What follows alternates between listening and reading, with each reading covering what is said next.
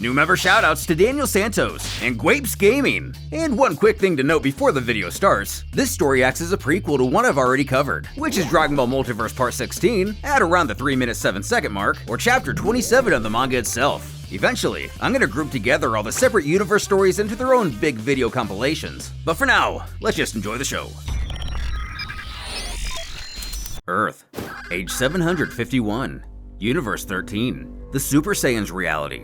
For years, a savage beast has been destroying villages, methodically one after another, causing an entire continent to live in fear. As with each night of devastation, it is known to leave no survivors.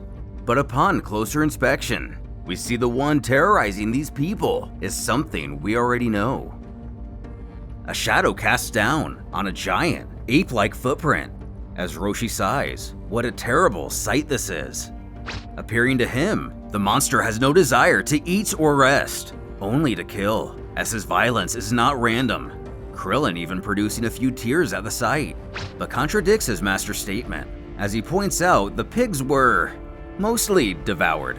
The hermit replying that may be true, but the villagers weren't, signifying this creature has a penchant for death, only eating when necessary, and not eating what it doesn't like.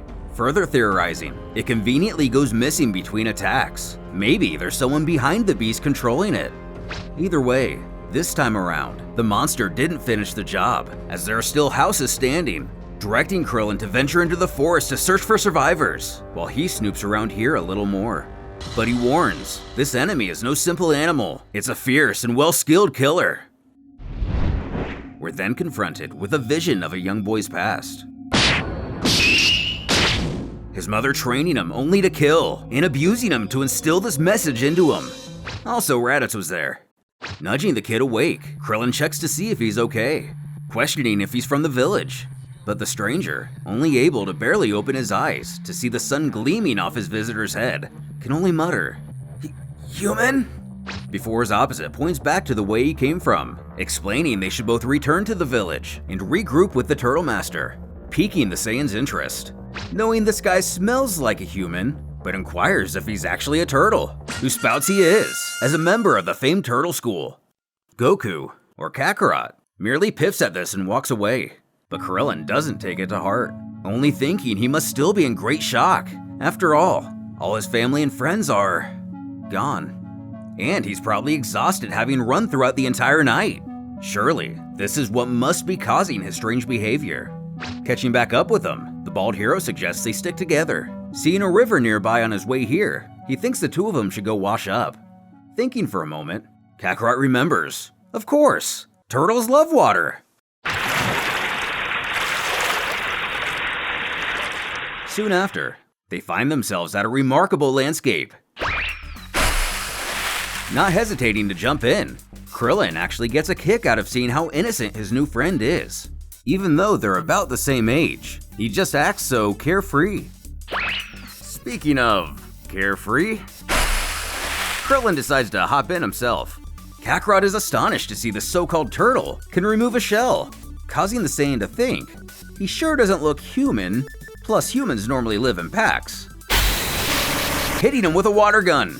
He screams for the stupid turtle to stop running. Krillin finding great humor in this, uncontrollably laughing as he tries to evade his pursuer.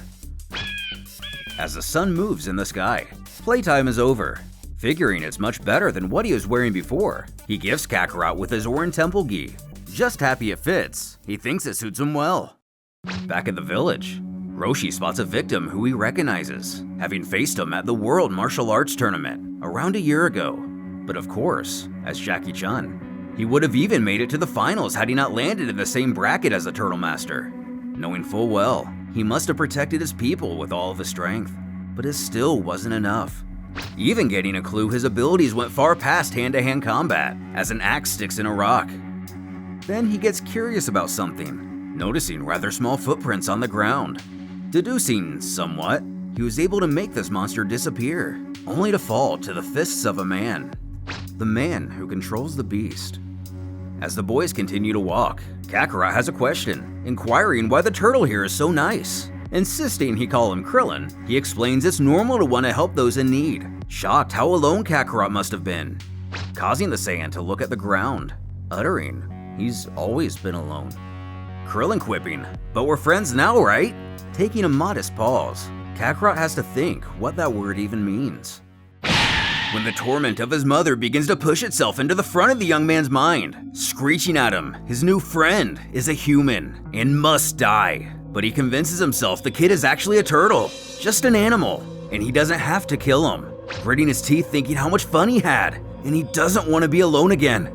Amidst this intense mental battle, Krillin formally inquires what Kakarot's name is, who simply replies with the easy answer, as his turtle friend ushers him back to what he believes is his village, assuring no monster is there anymore. Just as Master Roshi discovers the boy's severed tail. Spotting a shell, Kakarot is amazed to find another turtle, as his companion shouts to his master he's found a survivor.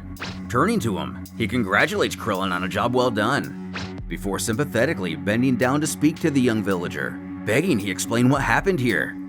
But growing a cold stare, Kakarot grunts this man looks like a human, which of course he is. It's not something Roshi ever tried hiding. Calling them imposters, the Saiyan's assault resumes, catching the hermit off guard.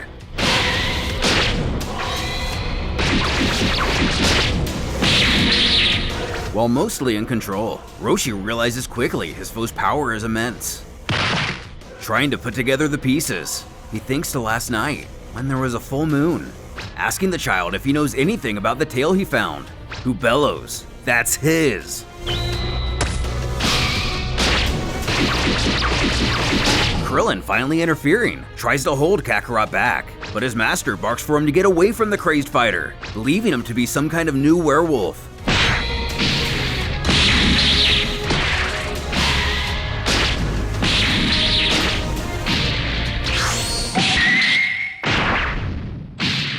Delivering a blow to his neck, the child is subdued for now. Roshi only hoping he wasn't too violent with that last attack. Despite this affront, the hermit still finds pity for the boy, his aggressive werewolf nature even shining through when there is no full moon. After seeing this side of him, Krillin lets out a sigh at the thought that the two of them could have been friends.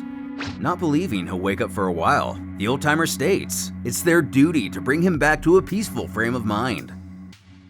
But opening a single eye, showing to be even more resilient than Roshi thought, he quickly dashes through the trees.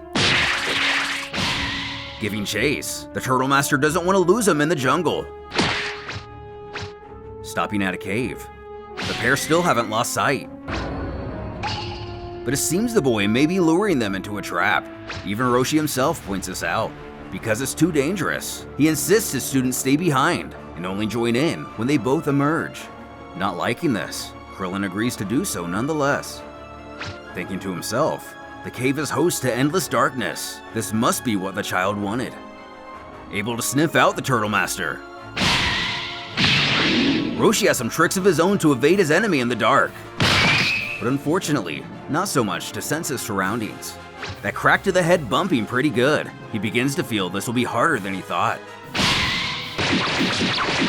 Hearing all kinds of impacts from inside the cavern, Krillin visibly worries about his sensei, before listening to the cadence of his signature attack.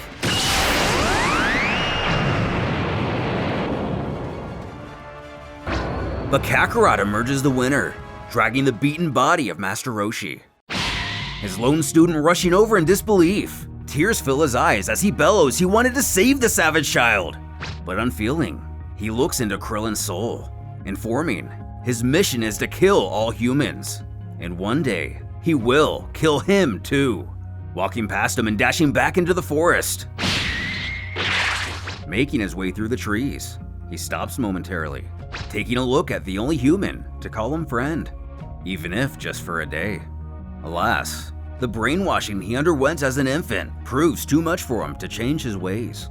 Sobbing for his fallen mentor, he stammers through his sadness to speak his final words to Roshi, saying his master only wanted to save that boy, but he turned out to be nothing but a cold-blooded monster. Swearing, somehow, he himself will manage to stop Kakarot, and for humanity, his duty is to kill him.